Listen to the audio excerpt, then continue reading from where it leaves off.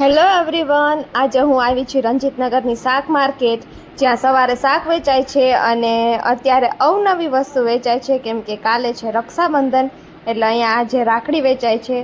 તો ચાલો આપણે જઈએ અને માણસો સાથે થોડીક વાતચીત કરીએ. ચાલો આપણે કોક સાથે વાત કરીએ. એક્સક્યુઝ મી દીદી, તમે અહીંયા કેટલા વર્ષ થયા લેવા આવો છો ને તમે ક્યાંથી આવો છો? અમે ન્યૂ જામનગર સાઈડથી આવી છે. તો તમે ત્યાંથી છે અહીંયા લેવા આવો છો? હા, અમે અહીંયા જ આવી છે લેવા. કેવી લાગી ડિઝાઇન ને? બહુ મસ્ત છે. તમને ગમી? હા, બહુ જ ગમી. કેટલી રાખડી લીધી? 3. Okay, thank you. ઓકે. એક જગ્યાએ તો મેં જોઈ અવળી મોટી જાઈન્ટ રાખી, બાપ રે! અને ત્યાં હતી મસ્ત મસ્ત રાખીની ડિઝાઇન્સ, અને મને લાઇટવાળી રાખડી બહુ ગમી.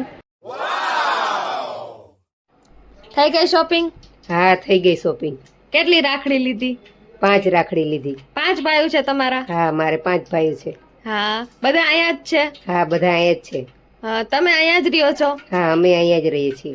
હા, કેટલા વર્ષથી અહીંયા રાખડી લેવા આવો છો? અમે 3-4 વર્ષ થયા લેવા આવી.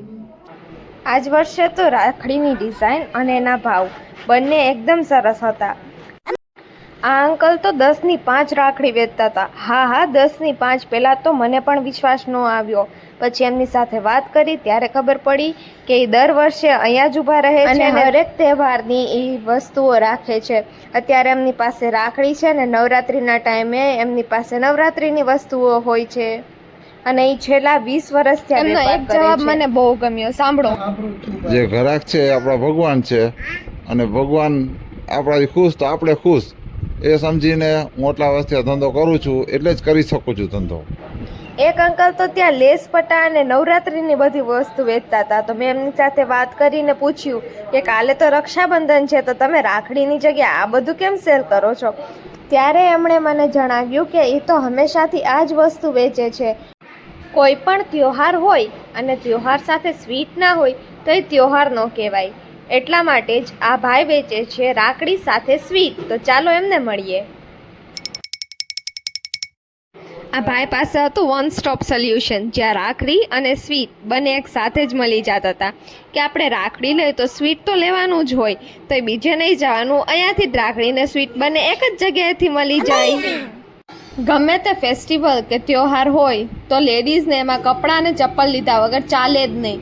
જોવો એનો એક્ઝામ્પલ. સાચું ને? જોવો કેટલી ભીડ છે.